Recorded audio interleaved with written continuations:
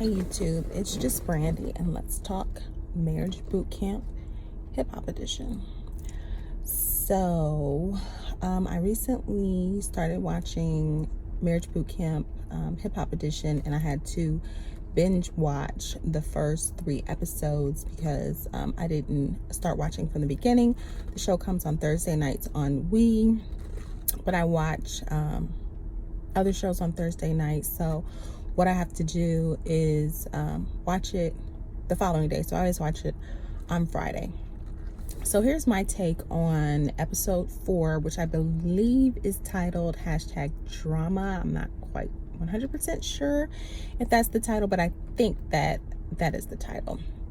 But this is the episode where they had a fake press junket and they showed everyone like old tweets, kind of rehashing some things that had happened in the past. Tweets like Soulja Boy was saying to Nia, like, die and suck my this and that. Like, theirs was crazy. Carl and Mo had some kind of crazy tweets and whatnot. So it was just some crazy stuff. And then they were asking questions, trying to basically get under their skin and try to get them to kind of lose their composure or whatever. Asking Dime Piece, do you want your daughter to be a stripper?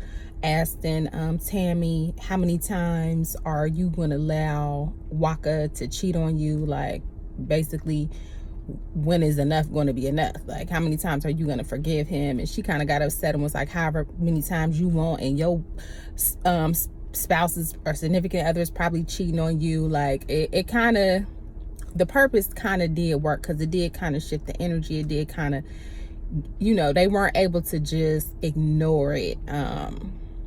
So after that exercise, they had to swap partners. So basically they tried to pair people with people who were kind of opposite of their significant other, so they could like see how they interact and work with other people, to show that the problems in their relationship might just be the way that you interact with your spouse, which everybody knows that you have history with your significant other.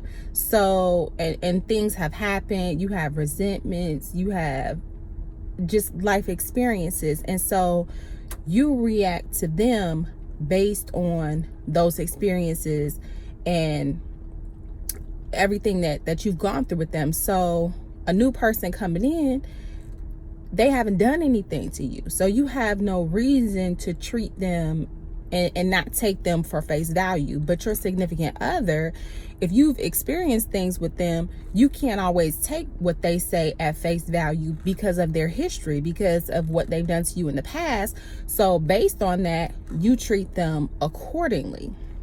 So they paired like Fizz with Nia, which Soulja Boy was jealous because they've dated in the past. They paired Fizz's ex with Waka Flocka, who was just treating her like the queen, and she has never, I don't know who she has dated in the past, because I'm telling you, it was like she has never been treated nice a day in her life. Like, she was smiling ear to ear. Like, I feel like Tammy need to watch out, because she's gonna be sliding in his DMs like, I need this in my life.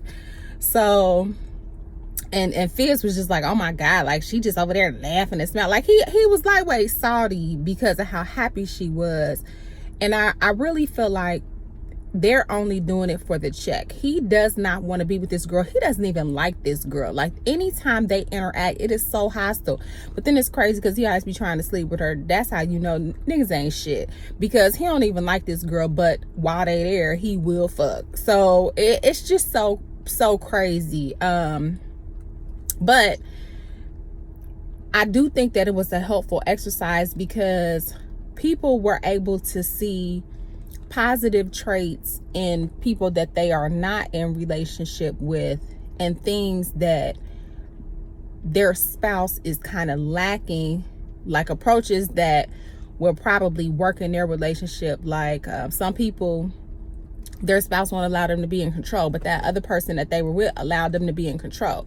So they liked that, and it was positive for that aspect. So it was kind of like, oh, okay, well, if your significant other could allow you to have a little control sometimes, then maybe that would be positive. But at the same time, like everybody always says, the grass is always greener on the other side. So is that really,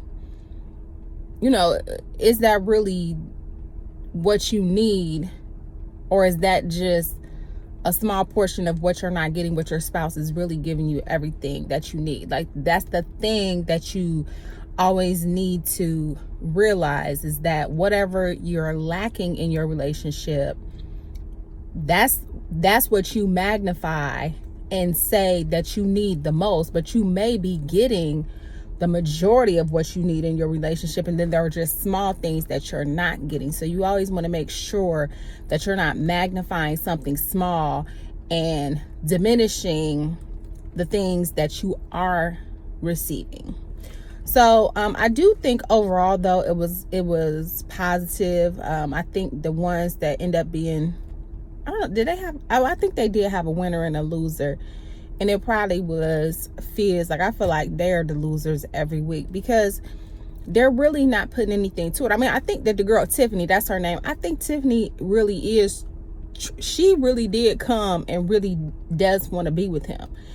Now, is it because she really likes him, or she likes who he is and the little small bit of fame that he has, and maybe she wants to attach herself to that? Because based on what she has said, she's like, we don't have conversations. You don't talk to me. Like, I don't understand what type of relationship they have. And she's like, well, why buy the cow if I gave you the milk for free? Why would you sleep with somebody that you've never had a conversation with, that never opened up to you? How did you allow yourself to be intimate with someone that you, to me, that says you have no connection?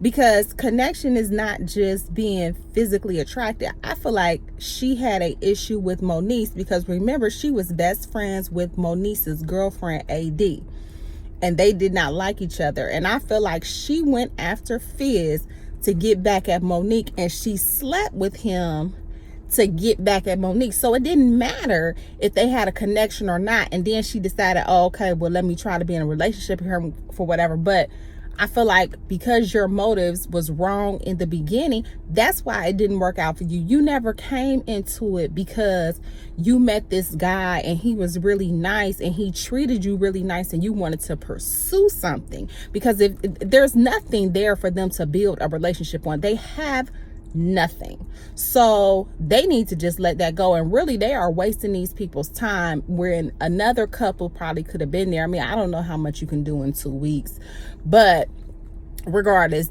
they're not really bringing anything to the table. They're kind of like just dead weight, and she's making herself look stupid.